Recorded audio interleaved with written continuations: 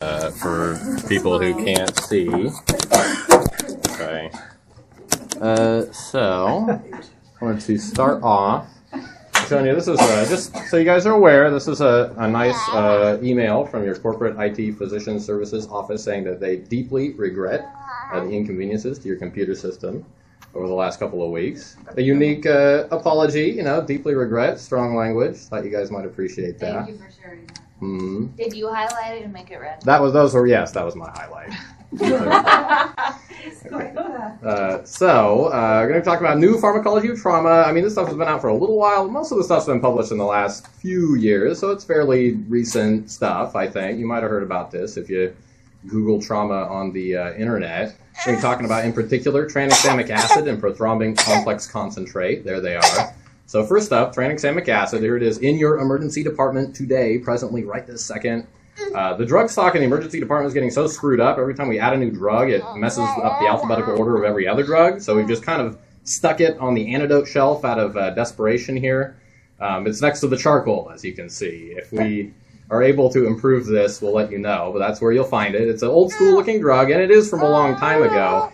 Its classic use is in surgery with a lot of bleeding. Yeah, think of it as an anti-TPA, an anti-bleeding drug, because not only is it super cheap, what it's doing is it's blocking the activation of plasminogen, supposedly, right, stabilizing the fibrin clots. This is supposedly how it works. In surgery, they'd used it for a long time for high blood loss surgeries, noticing that it tended to decrease blood loss, but, I mean, people don't often die of blood loss in these elective surgeries, so it's kind of like, who cares? But for trauma, with bleeding, this could be very interesting. Most significantly, this is CRASH-2 trial with like 20,000 patients, randomized, controlled, placebo-controlled trial, looking at a mortality benefit to giving tranexamic acid in a broad range of trauma patients. And, it looks kind of more like a cholesterol pill study. It's a massive amount of patients and this modest mortality reduction. Pretty interesting. So they looked at it again. They did a reanalysis looking at just death due to bleeding, and they found out that there's this time-dependent component, maybe. If you got the drug within 1 hour, less than 1 hour after your injury, the mortality decrease was such that they'd say you got to give it to about 42 patients to save a life with the drug, which is not altogether different from a lot of drugs that we give in medicine. But if you gave it over 3 hours after the injury, now it increases the chance of death due to bleeding, which makes no sense whatsoever. It's not a massive increase in mortality, very modest, but it is interesting to note. And so I guess it is kind of like TPA after all, in that there is this time window, maybe, if you want to think of it that way. CRASH-2 is a huge trial, pretty famous. I think a lot of places are using tranexamic acid, but there's also tranexamic acid skeptics out there, about CRASH-2 in particular. It's a third world. A lot of these patients are in third world countries. They didn't have access to the first world trauma care that we have here in Tillamook, Oregon. Joking. Why is it time dependent? That doesn't make any sense. And also, if you look at the patients who got the tranexamic acid and survived in the trial, they didn't really get less blood transfusions or receive less units of blood products. So, is it working? Is it not? What's going on here? So for the skeptics, I would refer you to check out the MATTERS trial. These are patients who, it's a military trial over in Afghanistan. So these are people shot by the Taliban, lots of massive transfusion patients and high mortality in this trial. They just did a before and after observational thing where at some point they said, okay, we're going to start using tranexamic acid and comparing our mortality rates from before we started using it. And the difference was really dramatic here. I think it was more like a 15% absolute risk reduction, cutting the mortality in half basically after that time period when they started using it. And so this is an observational trial. You can't really draw conclusions from this, but it kind of shows you what tranexamic acid might look like in a really severely injured population who's really bleeding a ton. So how to give it? It's easy to give. In CRASH-2, they gave a gram IV over 10 minutes, and then they hung up this second gram as an 8-hour drip. Okay. In MATTERS, they just gave the first gram bolus and repeated as felt indicated, which I would say that's what you ought to do. You might have better things to do than hang that second gram. So you should feel relatively justified in letting someone at the next trauma center hang the second gram if you don't have time to do that. It just hooks right into a little bag of saline or whatever, just like a gram of ceftriaxone or something like that. So again, that's 1,000 milligrams IV over 10 minutes. Hang the second bag over 8 hours if you want to. Is there a weight adjusted dose? Oh, for kids? Yeah, I don't know what to tell you for kids, to tell you the truth. So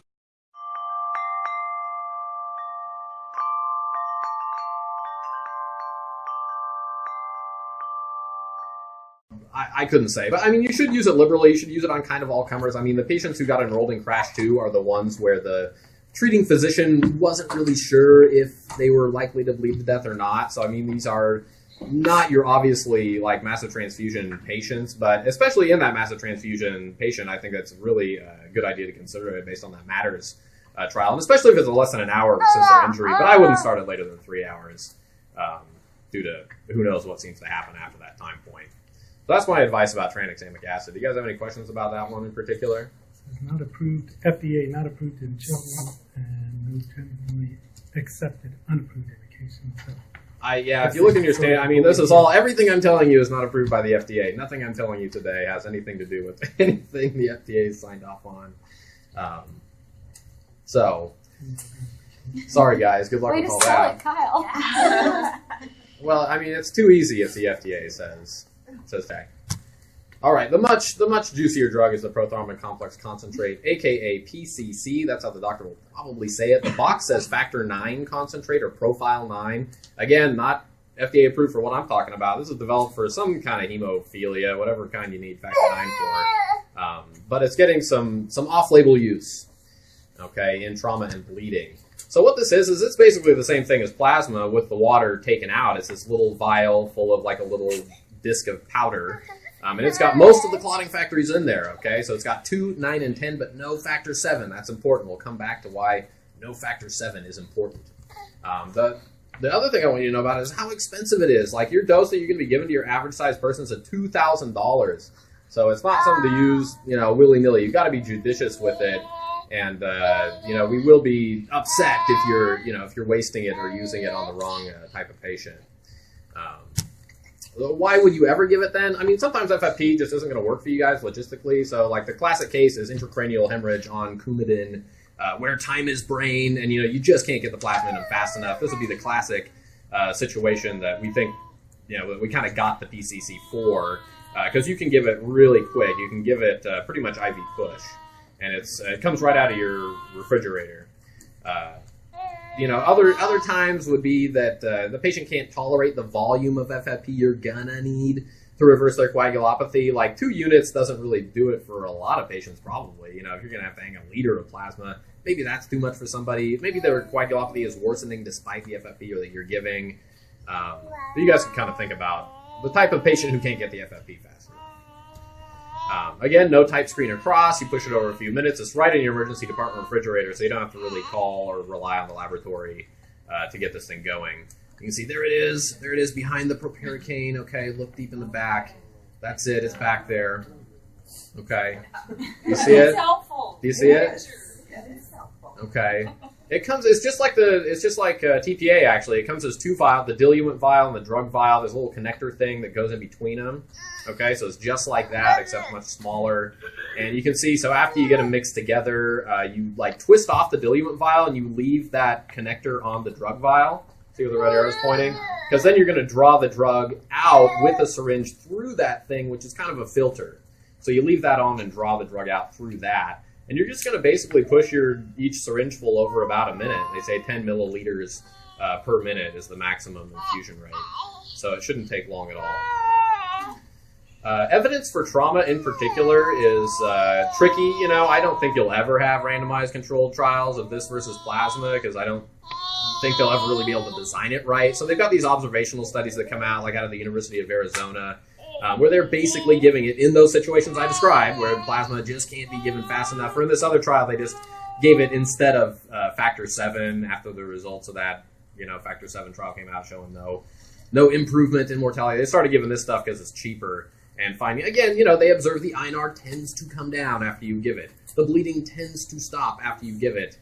These aren't hard endpoints, but this is what's going on. I don't know if you'll ever get anything better than this. The problems, like I say, are the wild cost. It doesn't really technically substitute for plasma if you're doing like a massive transfusion thing and trying to do a 1-to-1 or 2-to-1 or 1-to-2 ratio. You're still going to give that plasma. So it doesn't really make up for that. It's more like for trying to catch up if you're behind on a coagulopathic bleeding patient. Again, there's no factor 7 in there. And so what this means is that for the patient with a really elevated INR, like over 4 to 6, I mean, you get the one that's like unreadable, that patient has no factor 7 in their body practically at all. So you can give them this PCC with no factor 7 in it until you can give them every drop in the hospital. The INR is not going to come down because they're missing that one little component of the cocktail. Now, is that really important to help their bleeding? INR is a test that is not designed for bleeding emergency department patients. It's designed to help us know if you're getting enough Coumadin. So is correcting the INR all that important? I don't know, but I think people usually want to see numbers look better. If you want the numbers to look better for a patient whose INR presents over 4, you have to give FFP along with this product. You have to give a couple of units. And the trials are pretty consistent. Once you get those couple of units in there, it seems to return the number to normal. But again, what's in a number? Who knows? But just so you know, you'll have to give some plasma to get this thing all done with. What the university does is they give them a milligram of that recombinant factor 7 along with it for another $1,500. And again, it seems to do the trick.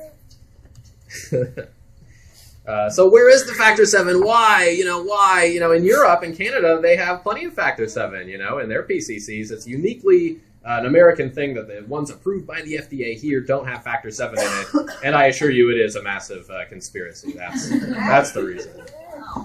Yeah. So the dose is 25 units per kilogram is the one that seems to work most of the time in trials. Your average dose is going to be about 2,000 units for an 80 kilogram patient. A little old lady will get 1,500. A big fat guy will get 3,000. It does not have to be exact. And again, the university actually uses more than this. But again, I'm saying with the 3-factor PCC trials that I've seen, you don't get any benefit from going to 50 units per kilogram. You get the benefit, quote unquote, from giving plasma or some other factor 7 along with it. It comes in these weird vial sizes, like 490 units and 970 units. So you just got to round it off, okay? Don't be like measuring out the perfect number of units. That's ridiculous. Just give the vial. If you crack open the vial, give it. You inject it 10 milliliters per minute, so that's about a vial is 10 milliliters. And the INR effect is seen really quickly, so you can, if you want to, repeat your tests or observe the patient, and you can crack another vial and give another vial if you want to. Or hopefully the plasma's shown up by then, and you can give that. Just like with plasma, if the patient's on Coumadin, you'd have to give vitamin K if you want to see their coagulopathy reverse the next day. Because this PCC will wear off, the vitamin K takes effect at that time, it all kind of balances out. So you still need to give the vitamin K in general for a Coumadin patient. I want to remind you guys that we are watching for appropriate utilization of this very expensive drug. The administration generously allowed us to have this. You took a picture of it. Yeah, there you go. I think it was nice. It's nice that I don't know that a lot of little hospitals have this drug available, so I think it's a good deal for us, and we just want to be good stewards of the drug and not piddle it away. I mean, a GI bleed, and we'd like to scope them this afternoon. Shucks, wouldn't PCC allow us to do that more quickly? Come on, not for $2,000. It's too expensive. So does anybody have questions about PCC in particular? So I like the TXA. That's nice and cheap, and it's indicated for trauma patients. Mm-hmm. But to be clear, this PCC is for patients on Coumadin. In general, right. So like the patient on Coumadin would be the most obvious one. What's going on here? Okay, thank you. So yeah, that'd be the most obvious one. But yeah, you can get these coagulopathies of trauma, and that's like what they're studying at the University of Arizona is someone who's just like got the dilutional acidotic cold coagulopathy. Hopefully you've got the plasma going and you can start doing that. But if you really get behind, this can be a way to replenish factors quickly in that type of patient. It would be the more unusual use, but yeah, that is how the University of Arizona is using it. Is in a non-Coumadin patient or coagulopathy of trauma or traumatic brain injury. For the person who's very volume sensitive, that's bleeding going on. Sure. Sounds like a poor prognosis to me, but... Yeah, true. Good to know, but you're talking about something further out in the trauma resuscitation where they had a lot of volume already, so that's more of OHSU's problem than ours. It could be, but I mean, the earlier if they come in and they're not on Coumadin, but they've lost enough blood that their INR is like, I don't know what it ends up being, like 1.8 or 2. So an 18-year-old bleeding trauma patient, you're not asking us to push a $2,000 drug in the absence of an FDA approval for that indication when it might be unnecessary. I'd rather you didn't. I mean, thank you. I'd rather that you got the FFP going. I mean, I just don't want it to turn into another recombinant 7 where it's thousands of $100 and it's getting pushed by the drug company for all these off-label uses for bleeding where it may not. Yeah, I don't even make a dime off it, so All right. you know that would be a darn shame. The proper stewardship of this drug is to use it on the Coumadin patient with intracranial hemorrhage. Everything after that, I mean, I think the patient's going to die in the next 30 minutes if we don't reverse their coagulopathy.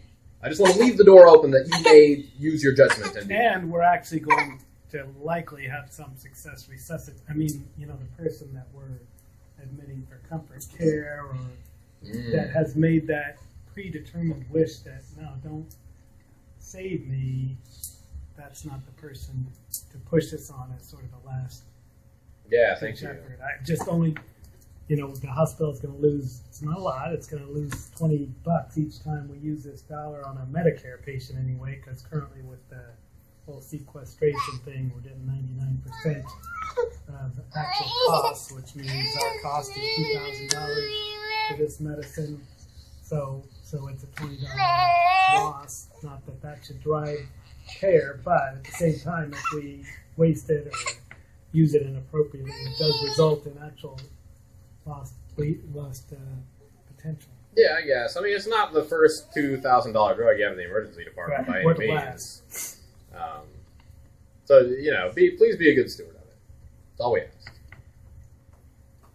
Any other questions? When it comes to new anticoagulants, okay, rivaroxaban and all that stuff, again, there's starting to do trials in healthy volunteers showing that it can make the numbers better in a patient on Xarelto in particular. That's the rivaroxaban. Did not make the numbers look better in a patient on dabigatran. That's the Pradaxa. But again, what do these numbers mean for a patient who you just want to not die of bleeding? We don't quite know that. And you can't, of course, follow the INR on the dabigatran patient because... Yeah, I don't think it really... I think it goes up, but, the partial